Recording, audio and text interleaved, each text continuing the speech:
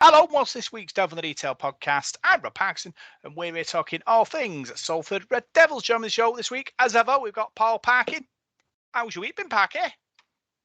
Yeah, not bad. Not bad, considering we came off the back of a bit of a stinging defeat last week. But overall, yeah, just been loving the weather. Beautiful today. Absolutely beautiful. Can't get warm enough for me. Yeah, it's been okay, except, well, we had to take the dog to the vet today. He had a bit of a, I don't know what it was. Some of his fur was missing for some reason. I think he's had a bite off some kind of insect or something. So he's actually got a Salford t-shirt on at the moment. He looks the part. God bless him. But I think he's a bit warm in it. But other than that, yeah, no complaints. Just flicking into holiday mode. Ready for me week away. So yeah, happy days. Yeah. Paul Whiteside is on his holidays with his family, enjoying the sun. So hopefully, like you say, you'll be away next week. He'll be back, and obviously, I'll be keeping the boat afloat here in sunny Britain.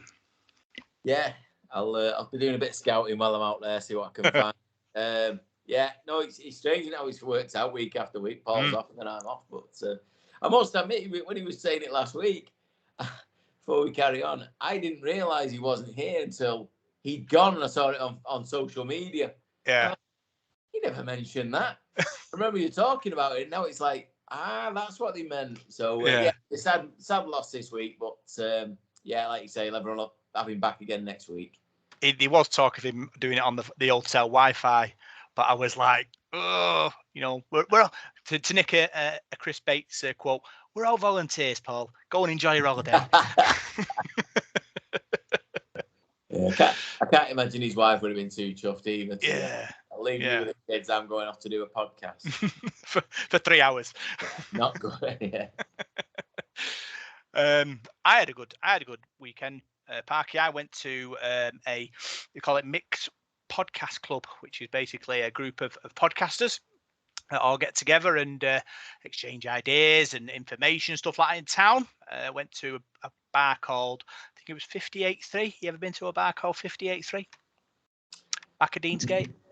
No, it's probably changed its name. It probably was something else that I'd been in, God knows how many times. And let's be honest, Rob, for many years, I wouldn't have known which bar I was in. It's true. Yeah, no. You said you were going. It sounded quite good. It sounded quite interesting.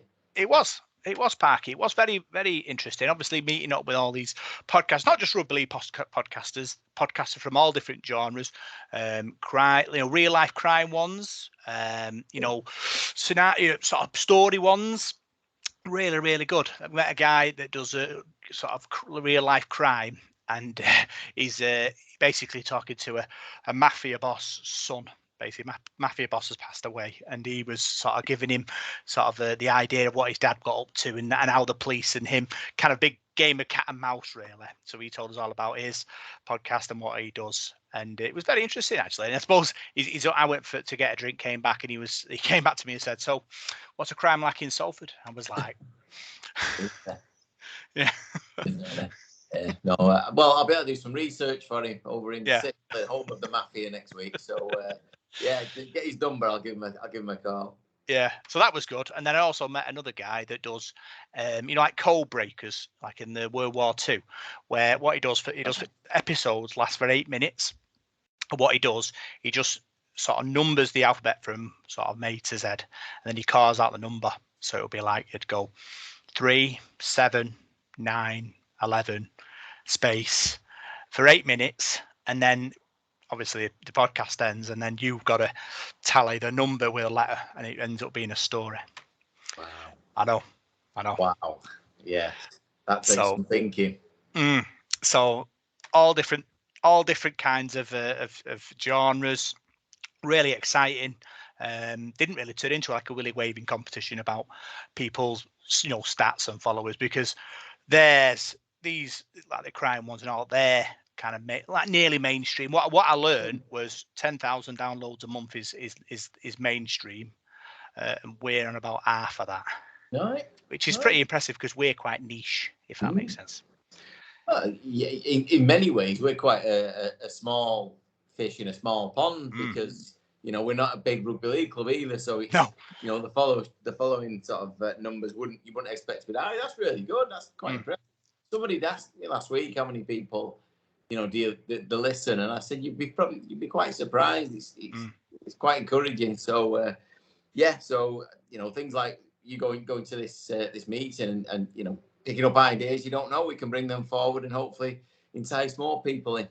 Yeah, it was amazing. Obviously, we had the big thing about the coffee. We've got our coffee going. Big thanks to everyone who's donated the coffee so far for me, Paul and Parky. Obviously, every donation goes on either equipment or programs and things like that to keep it going. So that's an important thing. Obviously, do this podcast for kind of 7 years now, and it's 20 quid a month. It's a lot of money really, plus laptops, plus microphones, and it's all comes out of our pocket. So if you can donate a coffee for me, Paul and Parker, and help us to continue to create the great content that you enjoy, then follow the link on the Facebook and the Twitter, and give us a lift, Parker. Yeah, much appreciated. It is. I mean, we do it anyway, but for the love of it. But it's always nice. I mean, more so, I think that people do listen. It's a way of feedback that you can't always get. You know, people are there listening and appreciate what you guys have been doing for so long. Yeah. So that's that bit out of the way, and now we'll look back at the defeat against Leeds on Sunday. So Salford Red Devils travelled to Leeds and lost 34 points to 14, Parker. Obviously, the playoff dream is still alive, but defeat against Leeds did dent that.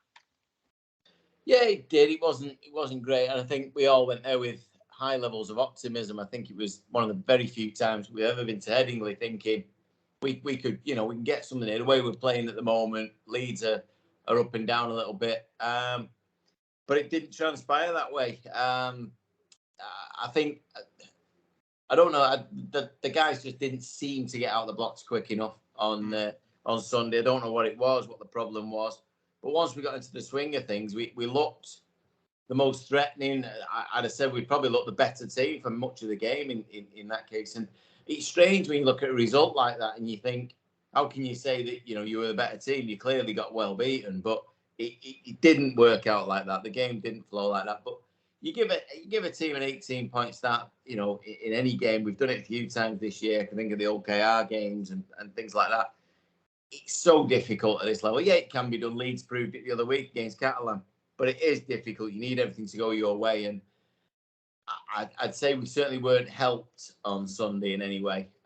We didn't get any encouragement from the rub of the green, let's say. So it was a tough day for us. Tough day, in hot conditions. But I came away from the game and people were a bit, and I said it on the coach on the way home. I wasn't disappointed. I thought, yeah, obviously we don't want to lose. I never want to lose, but I thought overall, we played that well that would win probably 8 out of 10 games. That performance, when we've said it week in, week out, that the way we play now under Paul Rowley, if it sticks, we'll destroy teams and we'll do really well.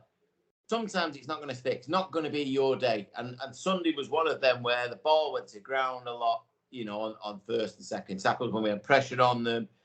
The odd refereeing decision, it was just one of them days where it wasn't going to go our way.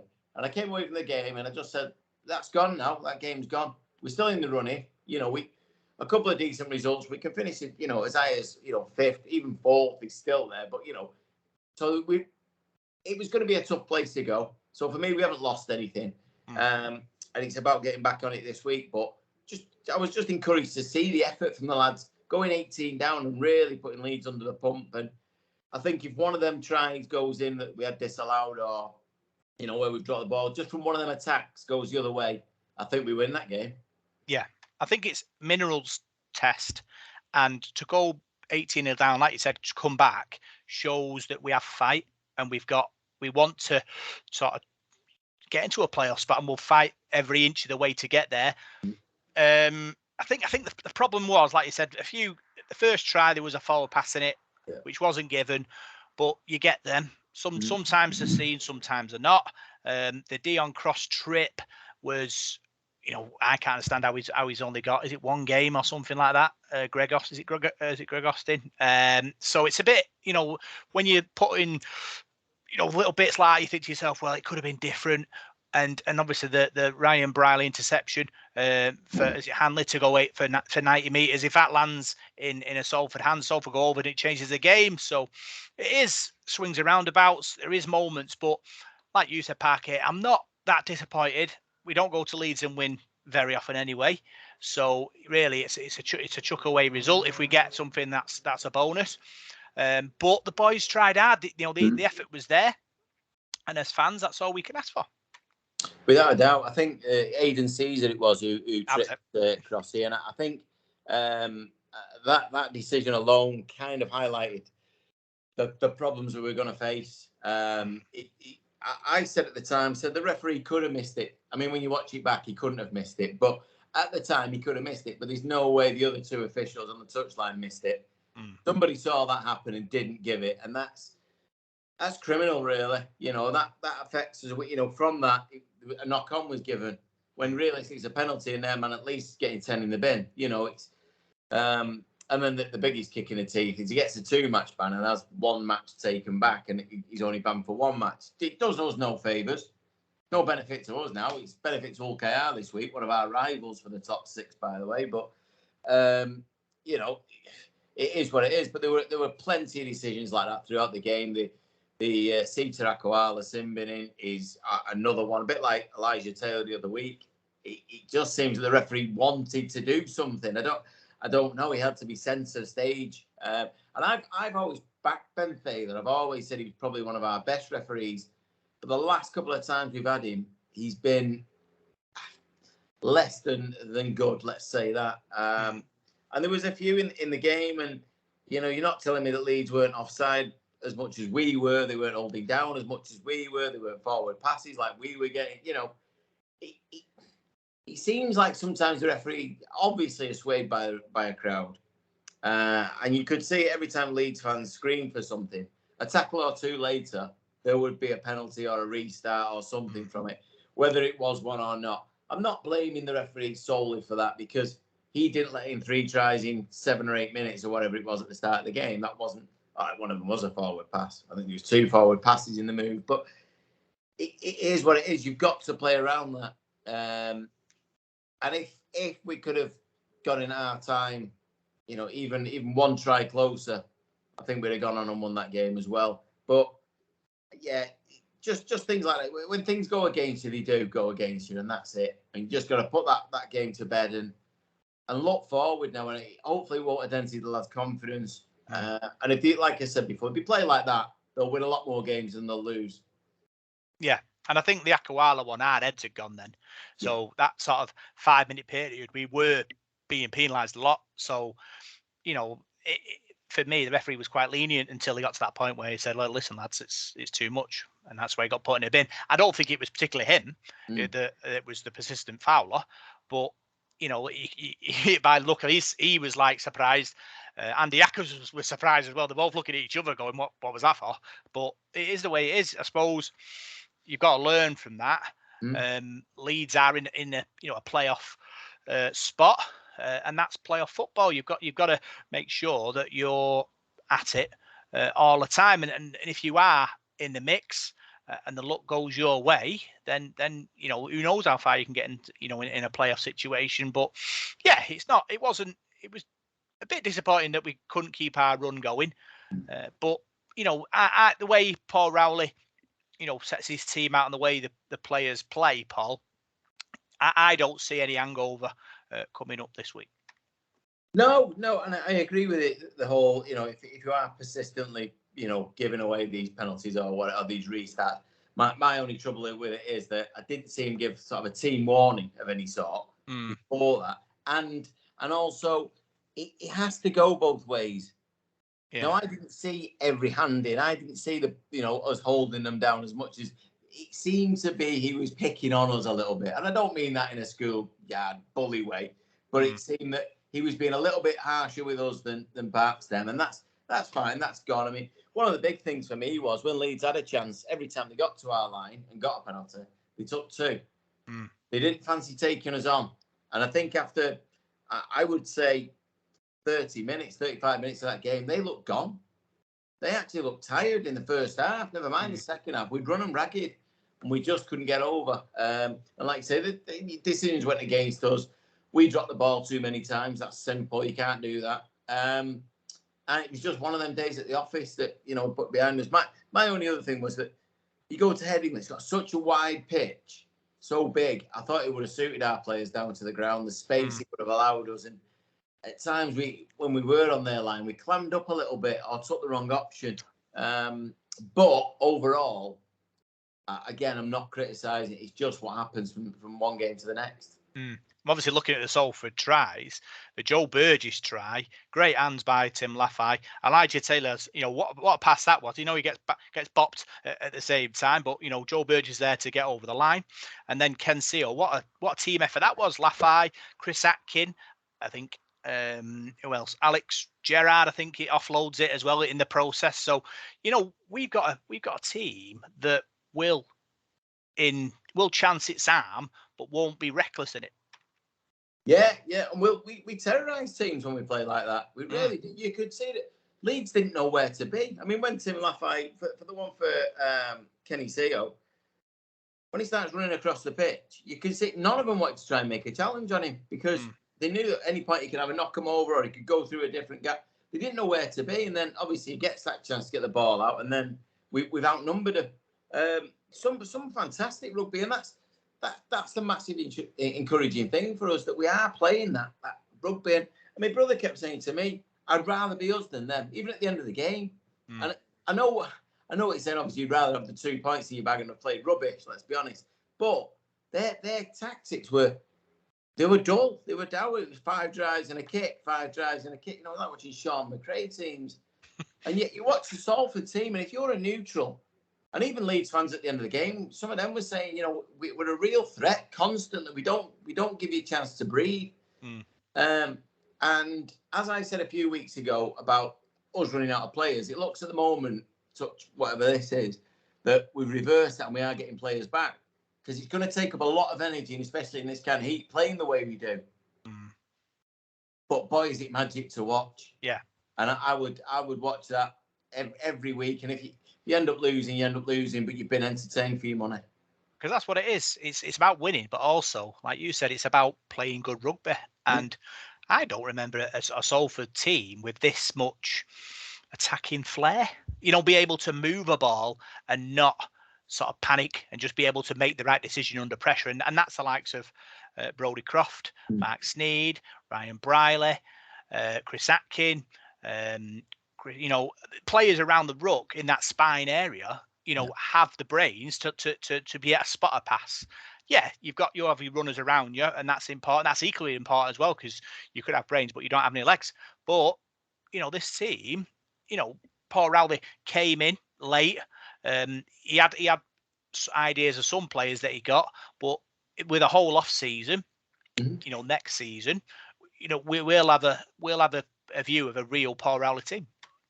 Without a doubt, and I think if we hadn't been so unlucky at times this year with injuries, I think a playoff place would have been probably confirmed by now. I think we are that good on our day, and we have just struggled at times getting players on the park. I know the other week when we had 16 players training, was it, and things like that. That's no way to run a team. You can't run the patterns. You can't go through all your moves and even your defensive structures when half your players that you want to be playing aren't there. And your stronger players, and I'm not taking anything away from any of the squad, but you do have a stronger lineup. We could all pick virtually the same 13 that you'd want starting a game. How many times this year have any of us looked at that team and gone, that looks like it? Because it's very, very rare. But some really encouraging performances. Good to see a few players back.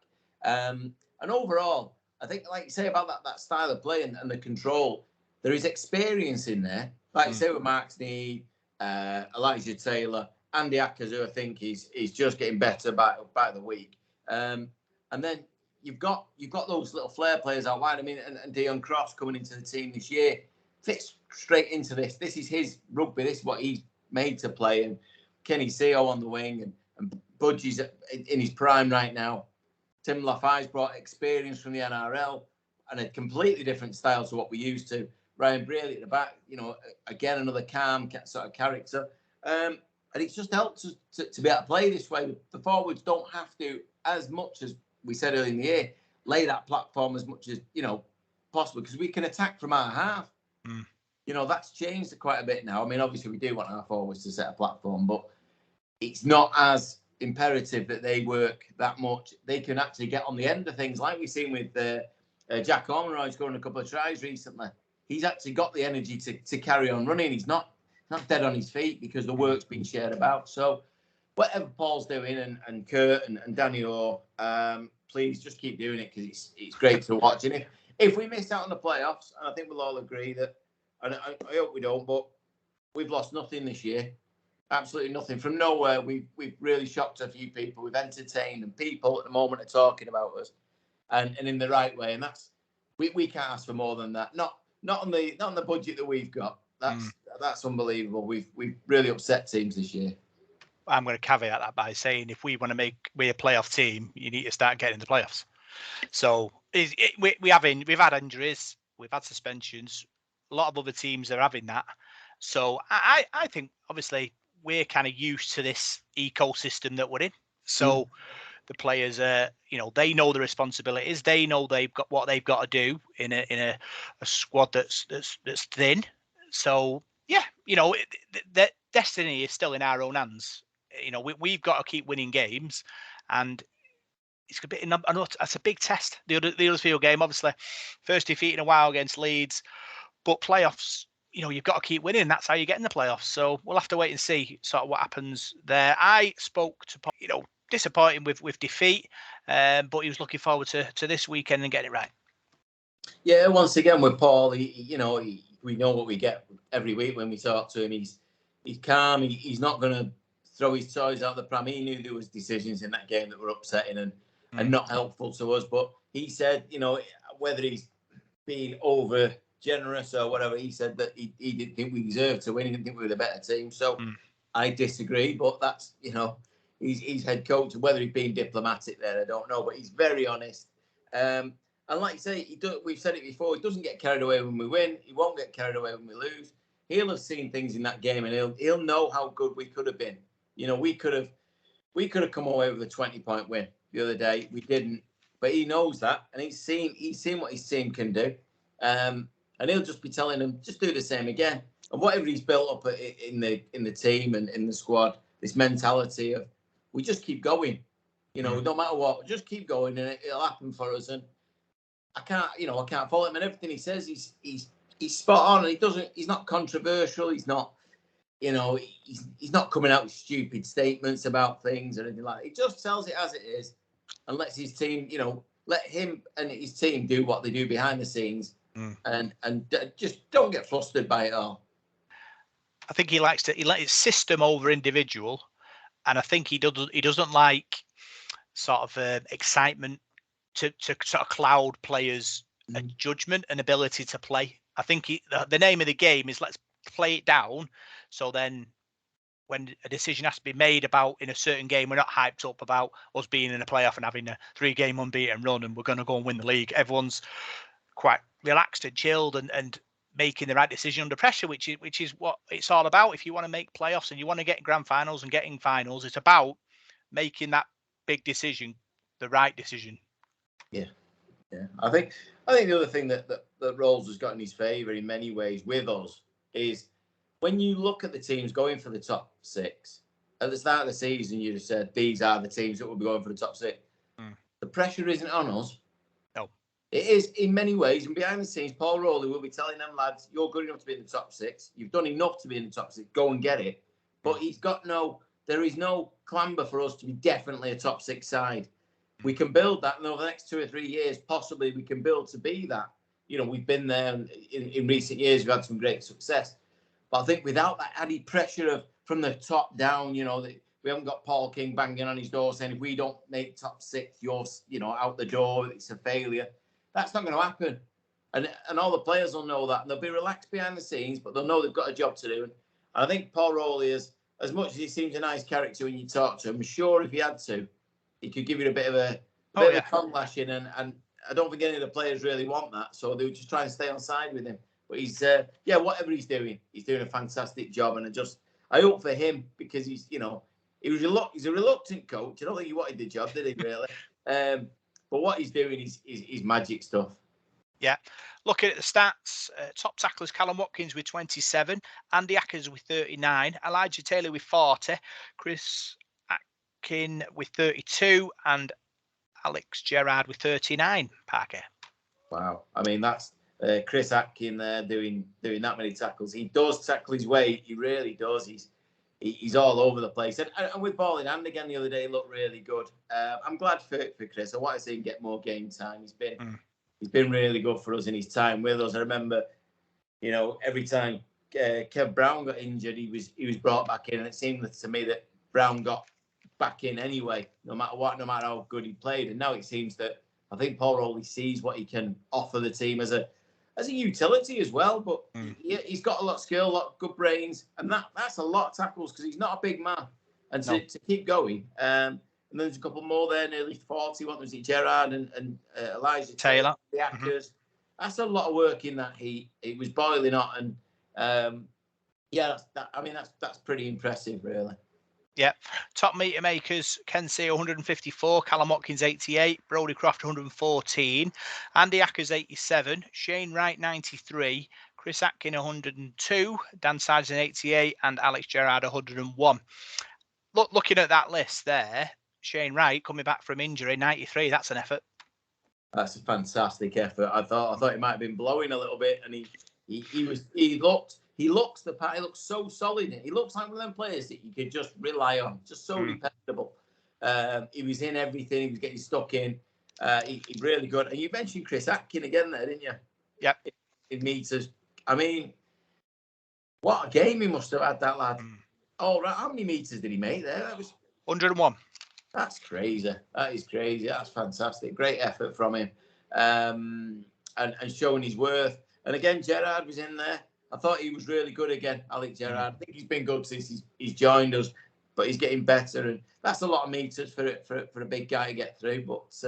But yeah, good mention. I mean, Shane Wright, like you say, he just looks good. He looks like the kind of player we've probably missed, just to plug holes, do them things that people don't always see, the nasty stuff.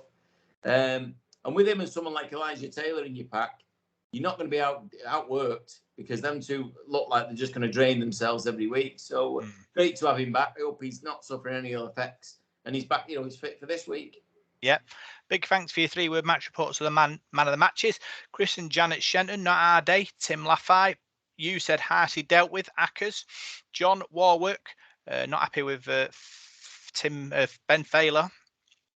Rich Taylor, Ben Failer, RFL Burgess, Mike Singleton, cheating ref's fault. Not really going to walk down that road. Jamie Wilkinson, we were robbed. Richard Martin, lacked patience and composure. Andy, Chris Atkin, do you think we lacked composure, Parker? I think you could say that at times because we did.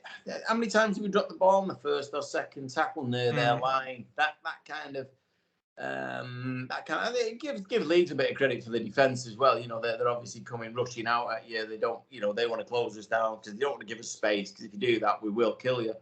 But yeah, there might have been a bit of that, especially when we got a repeat set or a penalty near their line, and it seemed we rushed our work. There was one where Jack Ormonroy dropped the ball on the first tackle, and if he holds it, I think he might have gone through. It's just little things like that. I don't know if it's composure. There is a bit of that, I suppose, but it's one. You could say it that way. You could just say it's just unlucky, but yeah, I get what he's saying. I wouldn't totally disagree. Colin Wilson, costly missed chances. Ackers. Andy Smith didn't come off. Laffey. Steve Bennett, too many errors. Laffey. Clark for interception cost us. I said that. Croft. John Waite, passes didn't stick. Atkin. Colin Reynolds, biased. Ben Failer, and final one, Mark. Very small margins. Ackers. He is right. Playoff football is all about small margins, and unfortunately, against Leeds, we were just out. That's it. And some days it'll go your way, some days it won't. I mean, I've seen poor refereeing decisions given all season. Some don't affect you that badly, some do. the ones on Sunday, the trip would have made a difference, but would it make a difference to the total outcome of the game? I don't know. The sim binning, no, it was already a bit late by then. You know, as much as we blame the ref, we went 18-0 down. That's kind of unforgivable in that way. But we did fight back, and we've all seen, you know, encouraging signs. And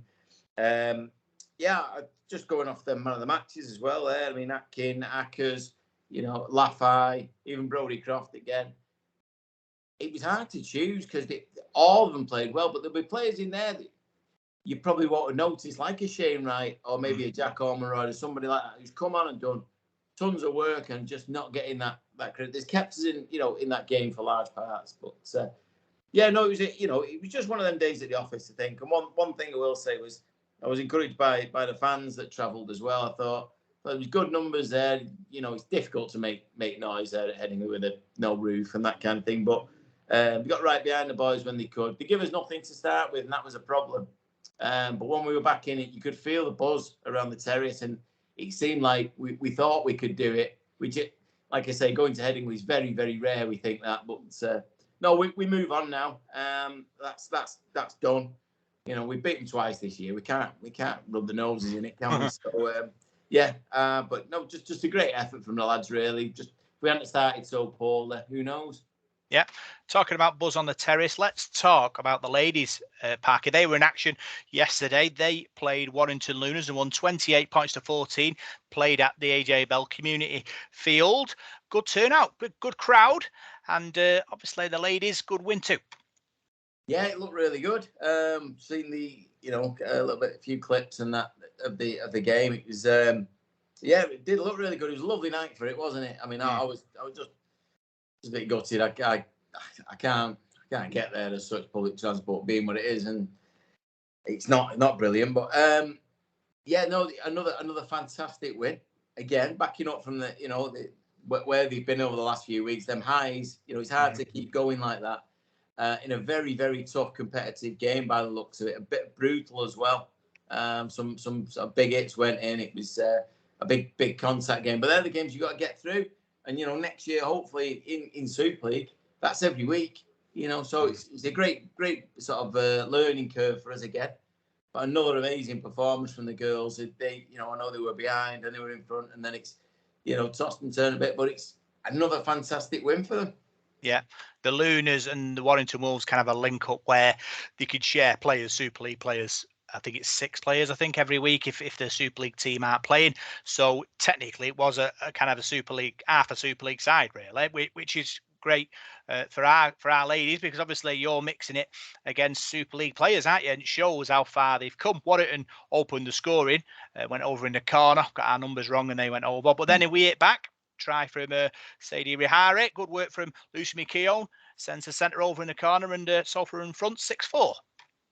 Yeah, some good movement, good ball movement, and I think the thing is, I think people know about certain players now, and they'll all know about Lucy. And I think if you're sort of 1-on-1 with her, or even 2-on-1, you're thinking, is she going to go herself in, or is she going to put the right option? Brilliant, great finish, and back in the game. But it's that speed of thought and speed of movement that she brings into that back line when she chimes in. And but yeah, good movement out wide and a good try. Yeah, Warrington did hit back. They went over in the other corner, and then from kickoff, Salford scored.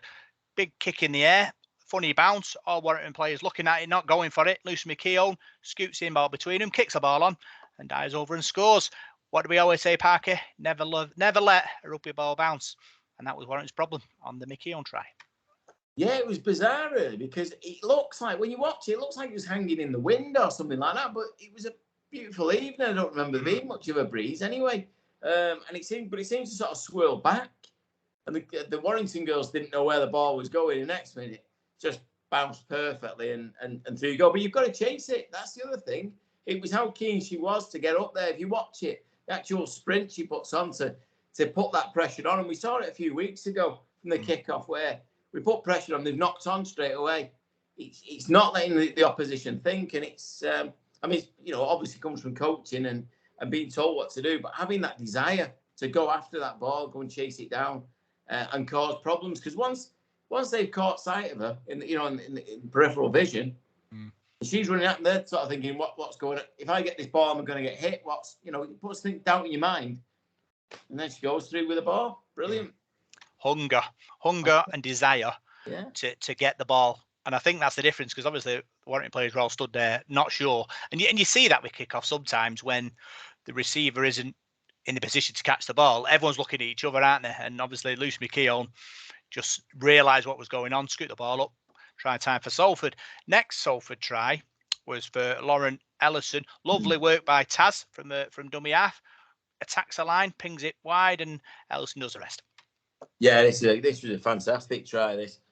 She Taz did really, really well, taking the ball on the line, running out wide, and the opposition don't know what she's going to do. She's going to stick a twist with that ball. She's took people out. She's gone across the line, and just another perfect ball. Lauren couldn't. I don't think she could have failed really to go over at that point. But it just shows, when you watch it, it's kind of mind blowing how organised it all is. And when you can watch it like that, I find it's something I don't see a lot when I watch the first team. Maybe it's everything else going on around, and the crowd and everything else. Sometimes it can be distracting. You don't always notice these little fine things. Watching that, you focus purely on the play and the work that goes in off the ball as well. The dummy runners that you see, it's fantastic movement. And as a defender, you've got to make split-second decisions, and we just bamboozle them. And it's another fantastic try. Yeah, reminding me of the try that Steph Gray scored in the semi-final, where Taz attacked the line, but it wasn't a Hollywood ball this time. It was just a simple pass. But similar, she has the ability just to glide and sort of eat up the meters, and defense not wanting to come and attack, because like you said, they don't know what she's going to do. So it's a gift that I think not many players have, that ability to be able to make a defense freeze. You're absolutely right. That's exactly what I'm saying. It was the confusion she's caused just by running across the line like that. But you've got to have movement as well. You've got to have people moving around you. If you're doing that on your own, and the opposition would go, well, you're keeping all that ball, you're just going to give it them because that's all you've got left. But the movement off the ball was fantastic as well, and it just puts that doubt in the opposition's mind, and that's why it's successful. The next Salford try, Lauren Ellison's second try. Lovely link up between Louise Fellingham and Lucy McKeown. They found Ellison, and she went over in the corner. Great try. I think, obviously, Salford have a lot of strike, don't we? We talk about strike every week, don't we? But Lauren Ellison, consistency. She knows where she scores. Very regular, like one or two at least every week, and you can't ask for anything more from a winger, can you, for that? No, well, that's what they're paid for, or not paid for in this case, obviously. But she is. She's always on the score sheet, and one of them players again. Perhaps for a player who does score so many, a little bit under the radar. I know she probably won't be with the teammates and the coaching staff and everything else, but it's strange that you say that. She does seem to be on the score sheet every week, and maybe not getting 4, 5, and 6 like Lucy McKeown might be doing, but she scores every single week, and that's a fantastic habit to have in that position, because that's your job. Another great try. It'd be interesting to see the stats actually, and see who's scored what this year. That'd be something worth looking at. Yeah, I need to update my stats. I haven't done it for a couple of weeks, but next week, Parky, we'll go through them, and then we'll know. Well, you won't be able.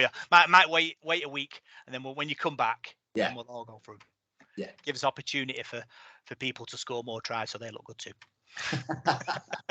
Basically. So next try, Lucy McKeown's second try. Lovely work by Louise Fellingham, putting it through the old park in, and we saw it and we were both like, whoa, where did that come from? Yeah, it was one of the moments where you just some noise comes out and you don't really know where it came from. It was just like, whoa, what? It was brilliant, absolutely brilliant. So It's one of them tries that if if he's on the Super League show or something like that, they'd be talking about it.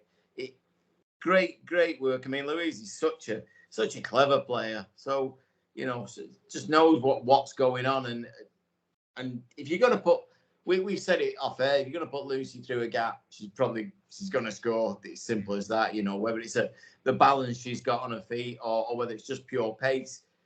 But I mean, it was a great play.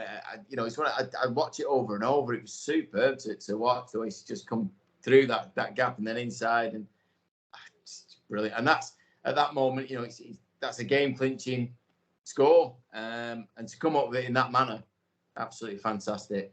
Yeah, fair play to the Lunas. They dug in after that, scored the last try of the game. Braid break from like 40 metres and went round losing McKeown to score, and they were in the mix for a playoff for a championship spot. And now obviously this defeat sort of pushes them out. So it's us and Alton now, I think, in the mix. But you've got to give credit where credit's due. Yeah. Like I said before, they've got to link up with Warrington Wolves, so they have got a standard of player that our ladies are going to have to get used to playing if they want to be in the Super League next season. Yeah, in many ways, they've probably done us a favour. I mean, yeah, like they've been good all year, haven't they? They've been a bit of a threat. I know the game at their place was a tight affair, wasn't it? I think we won it in the last minute, did we, or something? Yeah, if I remember correctly. And that's like you say, they're the battles we're going to be in, and we're going to be playing against players with that quality. I don't agree with the rule, by the way. I think it's ridiculous, but there you go. That's don't start ranting. Breathe, Parker. It's one of it's the rule. That's it. It's fine. They're the rules you play under at the moment, and that's the way it is. But like I say, I think they've done us a favour. We played against some good players this year, and that's what we're going to hopefully be facing every week next year. So a really good result. Another tight affair, but it's all in our girls' hands now, isn't it? We've like you say, it could be down to 2, and well, I think what we've seen, we think we can edge it. We think we're good enough, but still a way to go. So it'd be interesting to see what happens at the end of the year. Yeah, I spoke. He was sort of really happy with the performance that the ladies have put in. Obviously, tough opponents, Warrington Lunas. Big fans of the show by all accounts as well, because they like the way we cover rugby league, cover the ladies rugby league, which is great because obviously, we are a podcast that wants to give them a platform. So big thanks for tuning in, ladies. Unlucky you got beat this week, but keep on listening. Yeah, I wasn't aware of that. Yeah, no, well, that's fantastic. I mean, I don't, we do focus on ourselves, obviously, and on our club and the things we do, but the ladies' game needs the exposure. It needs a little bit more support, a little bit more, put into it from the powers that be. I don't mean at our club, I mean just in general of rugby league, but it is growing. I mean, you can see, like I say, there was a decent turnout there last night by the looks of things, and everybody at the club is fully behind our girls. I'm sure each club's got their own, and they've all got their own ambition. But yeah, no, that's good to hear. It's very encouraging. Yeah, obviously he talks about it being a virtual 2-tier Super League team, and like we say every week, Parky, from where they've come from to where they are now, they've won the cup. They're on for a league and cup double. Let's be honest. As long as they hold the nerve and beat Alton, then we're top of the table. Yeah, we don't want to get too excited again, do we? No, we do that the week one, but the girls were all staying calm and all the coaching staff, and we were going off on one. But there's every chance now. What I will say as well, last night, Wednesday night, really nice night, but the weather was hot. These girls have had work, uni, whatever, all day and all week. To Wednesday night to go and play a game like that. I mean, there must have been some aching bodies again today. They've all gone off to work and do whatever, and that's the difference. We tend to forget that in the amateur game and in the the women's game, these people have got lives outside rugby league. Yeah. And it's that effort on effort again that's fantastic, and we just got to give them so much credit. All of them, I mean, and all these ladies who are blazing a trail, not just for us but throughout the game now. to expand rugby league. That's what that's what they're doing, and hopefully we'll do greatly in the future. But I'm sure Chris was absolutely buzzing last night. He can see it week in, week out what effort goes in and what happens behind the scenes, and the plans that they put down. The girls are obviously listening to and executing. So fingers crossed in the next, like I say, month or so, we'll be celebrating again. I don't want to get giddy. No, keep breathing, Parky. That's what I do. Get a brown paper bag every time we get a bit too excited. Fingers crossed. So that's all the chat about the games, and now we'll look and see what's happening in the world of Salford Red Devils. So, Parky, big game against Huddersfield on Saturday. The club have put out a offer for kids to go free, adults for £10 in the East Stand. Hopefully, a big sort of a pick-up for that. Obviously, with all the different promotions that we've had through the season, you're hoping that all them people will be seeing this and go, you know what, I'll go. Well, as I put on, was it Twitter the other day? I mean, if people aren't doing anything on Saturday in the kids, it's summer holidays. You run out of things to do. Let's be honest. I can't think of anything better to do at the moment than watch Salford. I know I would say that if we were bottom of the league and getting beat every week, but the entertainment value alone is fantastic. This game's on Channel 4. The kids will get to see people they see on the telly. You know what I mean? The presenters, Helen Skelton and Adam Hills, people like that, perhaps. And it'd be part of the whole coverage. That's another big sort of selling point. But for me, the main thing is what's going to happen on the pitch. And the club are trying again to get people in the stands. I know Huddersfield are supposed to be bringing good numbers. I know we jest quite a bit, but that's good to hear. It's not like Yorkshiremen to be coming when it's virtually free, is it? No, I'm only teasing if anyone's listening. But it's going to be a great atmosphere. And I think, again, if you can get a few more bums on seats, we deserve it. We really do. The lads have been nothing but tremendous all year. The club are trying so hard, and we need people to start coming again. We need people to get behind us. Financially, obviously, but even just the support, the noise for the team. This is a massive game. We can pick up 2 points coming up in this game against Huddersfield. Top 6 is back on. And Huddersfield are a very good team, and obviously there's a lot of connections there. So it should be an absolute blinder. So there's no reason why people aren't getting out and getting down there. The sun will be out. Your kids are in for free. You're paying the 10 spot. Not bad, is it? No, not bad at all, Parky. That's what you're hoping that the potential new fans are thinking. And the club hopefully have done their own work. They've got the connections. They'll be spamming them in the old email department to try and get them to come to the game. And hopefully that East Stand will look pretty full with the Channel 4 cameras there. Because obviously it is...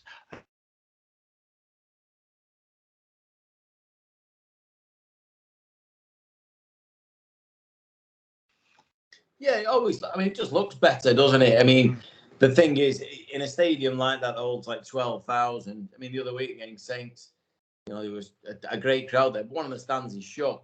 And if you see that on the TV, you're going to think there's nobody there, even though it's a decent crowd. So it's always better to have bums on seats, and it just looks better. I know tonight at Warrington, they've offered out, I don't know if it's free tickets or cheap tickets, and I know they've got quite a bumper crowd against Toulouse, who, as we know, won't have brought anybody with them. So, but it looks better. It just sounds better. It feels better. So I hope that the club gets some benefit out of this. I do. I hope people do take them up on it. And I think once you've been and you'll have seen this game, you'd happily be coming again week in, week out. Yeah. Brodie Croft, he won Try of the Month with his effort against St. Helens. What a great try it was, Parky, from one end to the other.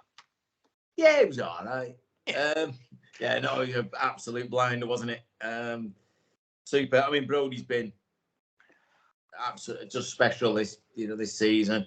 But it's all the work that went on behind that try, wasn't it? From Kenny C.O. Sarge and then Tim Lafay. Brilliant. And then the pace that Brodie showed, it deserved it. You don't see many tries like that. And against a team like St. Helens, that wasn't just anybody. That's the best team in this country. And one, one of the best probably in the Super League era, and a brilliant try and richly deserved. And like I say, I think Brodie deserves all the limelight at the moment because he's been special. Yeah.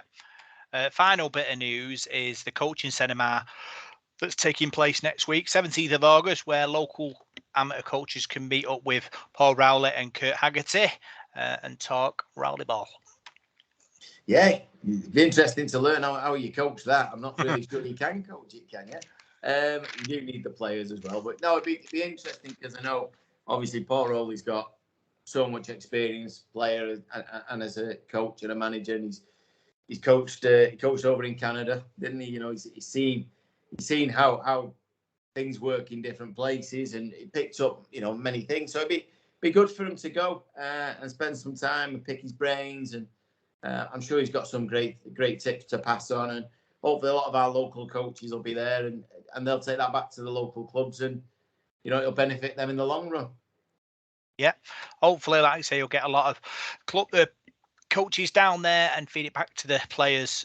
And I can't remember who we were speaking to. I think it was Chris Bates a couple of weeks ago. He talked about having that kind of connection with the clubs and producing the players that the club need and want, which is always a good thing. So if you are a coach for one of our local amateur sides, get yourself down there and learn how to play rowley ball. And hopefully we're playing rowley ball for the next 20 years.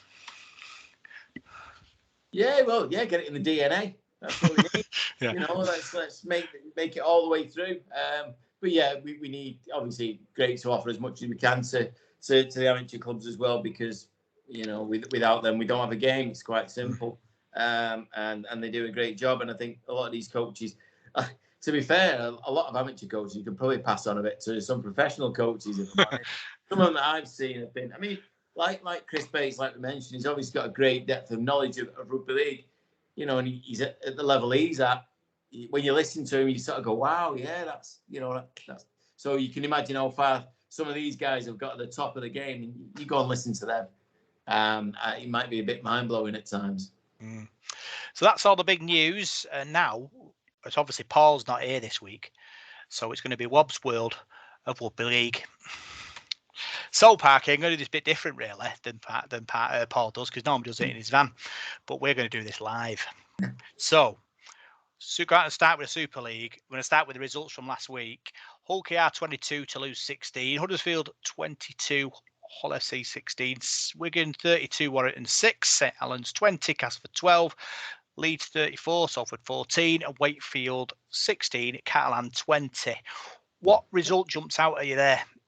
I watched the Super League show, and I think Wakefield were very unlucky against Catalan. Obviously, they are in the mix for the relegation. I know Toulouse lost, and I know Warrington lost. So they're all kind of cancelling each other out at the moment. But it is a dogfight down there. It is. The thing for Wakefield was, though, that Catalan went in with a lot of players missing. A lot of players. That was their chance, I think, to secure their place and probably put a bit more pressure on Warrington. But they missed that. And I think Wakefield are in a bit of bother at the moment. Their only saving grace for me is probably that Toulouse might not win another game. They might. I mean, they've got Catalan at home, and they got Saints last game. Toulouse at home, and if Saints are in the playoffs and safe, we know they do it quite a bit. They do rest players. Catalan, would they do their neighbours a favour, keep them in the league? You know, it's a risk. I don't believe that would happen, but you know, you're talking to professional players who want to win every week. You know, your coach tells you to go and throw a game, you'd probably throw him. So, but you know, it could happen. Toulouse would be up for it. So, but I watched the old KR game against Toulouse, and another game. Toulouse threw it away. They had it in the bag. Really, they don't seem to know how to finish a game off, how to control a game. They get themselves ahead most weeks, but don't seem to know how to control it, and that's going to be their problem, I think. But I watched that game, and I thought they were going to do it for a bit, but it is interesting at the bottom, and I'm glad we're not involved. No, I'd rather be watching. that's what it's all about. Fixtures this week: Warrington are at home to Toulouse, Castleford are at home to Catalan, Hull KR are at home to Leeds. That's a big playoff situation cracking on there. We're at home to Huddersfield. Hull FC are at home to St Helens, and Wakefield are at home to Wigan, Parky. Yeah, some really tough games. I mean, Wakefield again there in Wigan. Wigan are in amazing form and look very, very dangerous to go all the way. And possibly even win the Super League. As a Wakefield fan, you don't want them coming to your ground at the moment. Bellevue obviously is going through renovations, so they've only got, realistically, when you look at it, they've only got possibly 2 sides of a ground. You know, so it's going to be difficult for them. Warrington to lose, obviously that was happening this evening. I don't know the outcome, but again, a massive game for both teams. So there's games standing out all along. But for me, I think Channel 4 have done the right thing. They've picked out the game that it means something to everybody, doesn't it? To both teams and all them teams around us. You know, I'm sure Catalan are looking at Huddersfield and Castle looking at them, and Leeds, and then there's us, Hull KR. We're all in there in a bunch at the moment, and I think it'll be another good, interesting weekend in Super League. I think this weekend could sort a few things out. Yeah, let's talk Championship. Bradford beat Workington 48-18. Lee beat Barrow 52-20. Dewsbury lost at home to York 22-10. London beat Newcastle 44-0 away. Featherstone, who were among the sort of the top teams in the division, they beat Widnes away 20 points to 16. Sheffield at home won 38-26 against Whitehaven, and Halifax won at home 34-18 against Batley, Parker. Yeah, it looks like it's all Leeds, doesn't it? Leeds to throw away at the moment. The players they've got in that squad, there's some real talent. It doesn't surprise me, and I do feel a bit for Fev because their owners have put some good money into their club, but they can't compete with what Derek Beaumont's throwing about at the moment. There was a couple of really good games in there this week. I know Fev going to Widnes was always going to be tough because they've been in great form, Widnes, recently, and that turned out to be reasonably close. And it's good to see Widnes competing again. They've had a torrid time the last couple of years. And obviously we've picked up Cross and Gerrard off them, and plenty in the past, in the last few years alone. And Tyler Debris, of course. But yeah, it's good to see him competing again, and hopefully they can sort of mount a challenge towards the end of the season, maybe make the playoffs. Who knows? But always tough. It's a little bit like football, isn't it? League, the Championship. It's probably the worst league to be in many ways. Very, very tough. And London, big impressive win for them because they've had a horrible time as well. But it's interesting. Again, it's one of them that's going to come down to one or two key matches in the next couple of weeks. I'll sort that league out. Yeah, fixtures this week. Sheffield are at home to Halifax, Batley at home to Barrow, Featherstone at home to Dewsbury, London at home to Workington, Newcastle are at home to Lee, Whitehaven at home to Widnes, and York are at home to Bradford. I suppose York and Bradford might be okay. Yeah, Bradford have been very hit and miss, haven't they? Very surprising. They're going through a lot of change, a lot of trauma off the pitch, I think. York have been up and down. I expected quite a bit from them this year. When they look at the playing roster, Paulie being in there and people like that, they've got actually some really decent players, certainly for that level.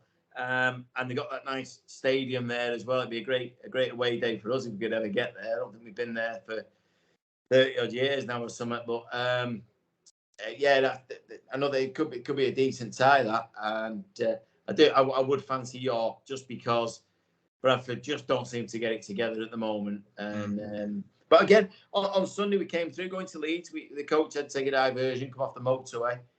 We went through Bradford, and there was still a lot of Bradford fans walking about going to their game at Odsall.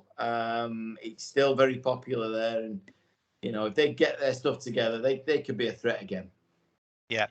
Let's talk NRL now, Parky. You're our NRL expert. Results were Sydney Roosters 34, Brisbane 16, Melbourne Storm 32, Gold Coast 14, Manly Sea Eagles 20, Parramatta 36, South Sydney 48, New Zealand Warriors 10, and Canberra 6, Penrith 26, and Cronulla 24, St George Illawarra 18. What stands out for you there? I think Melbourne. I think they're on the march again. They're another team that's had a couple of slips in the last few throughout this season. Really, been playing sort of second rate to Penrith and North Queensland up there. But Melbourne seems to have just started in the form a little bit now, and it's coming to the business end of the season. And such a great team, you don't keep them down. Personally, I'd like to see Penrith go and do it again this year, but I think the Storm are just about to hit form, and that's dangerous for everybody. Fixtures this week: Penrith v Melbourne, New Zealand Warriors v Canterbury, Parramatta Eels v South Sydney Rabbitohs, Sydney Roosters v North Queensland, West Tigers v Cronulla, Brisbane v Newcastle Knights. What fixture stands out for you there? Got to be the game that was today. I've not seen it.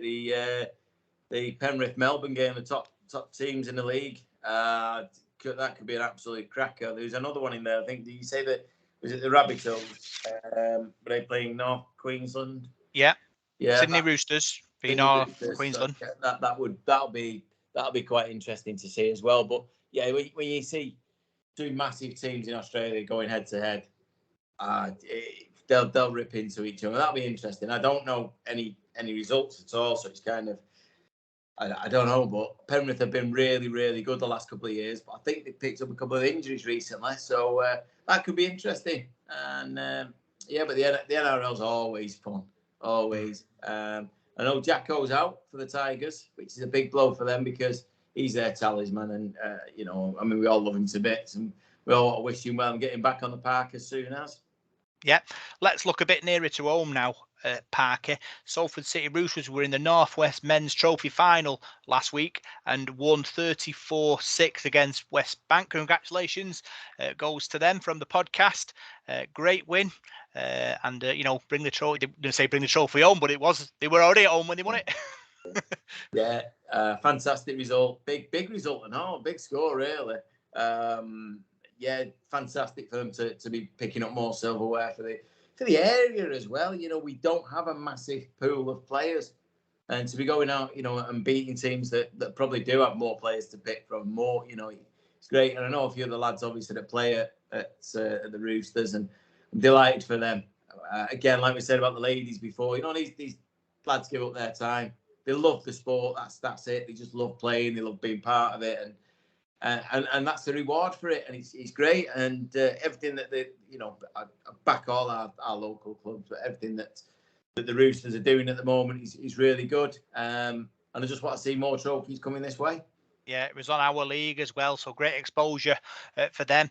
Great clubhouse as well. We've been down there to watch the ladies and to watch Salford City Roosters as well. So it's great that one of our premier amateur clubs have gone and won a trophy now, and hopefully they'll use it as a building block to bigger and better things. Maybe promotion this year. Who knows? Yeah, well, hopefully. I'd just like to see more players down there. I think that's what they need. We mentioned last week, relying on lads who've been playing for 40 years. They can't carry on like that. But yeah, no, really good news story that. And I know one of the tries was actually highlighted on try of the week. Now that's some effort. So well done to the lads down there, and everybody who works at the club. It's a great reward for them. Yeah, other fixtures: Folly are at home to Bury Broncos, Wigan Springview are at home to Salford City Roosters, and Langwith Reds are at home to Clockface Miners. So three of our Folly and Bury Broncos is a local derby, really. Yeah, but it could be interesting. And the Langwith Reds one. Is that what day is that on? Do we know? Is that Saturday or Sunday? They normally play Saturday, don't they? Saturday. That's a bit tricky with the game, the Salford Huddersfield game as well, isn't it? With the weather being good this week, I don't mind going. It's only up the road from me. I wouldn't mind going watching that. Yeah. But, I think I'll probably be at the AJ Bell. So it might change. Check local press or Twitter for more up to date fixtures. But that's all our look at what's going on in the world of rugby league. And now we'll see what's happening with the great show. Yeah, it seems strange. We've had so much company over the last few weeks, and it's just the two of us. Yeah. We've had someone from the ladies' team every week, and obviously Paul's been here. We seem a bit lonely tonight, don't we? It's so sad, but really enjoyed it. It's been enough to talk about, hasn't it? Fortunately. Yeah, loads going on. Big thanks for tuning in. Big thanks for supporting us with the coffee. Don't forget, if you buy me, Parkin, Paul a coffee, it all goes back into the system, pays for equipment, pays for programs, and it helps us create better content for you to enjoy. So big thanks for tuning to this week's Devil in the Detail podcast. I'm Rob Parkinson. You can find us on Facebook, Devil in the Detail SRD. You can find us on Twitter at DITDSRD. And you can find us on SoundCloud, iTunes, Radio Contact, Spotify, and YouTube. See you soon.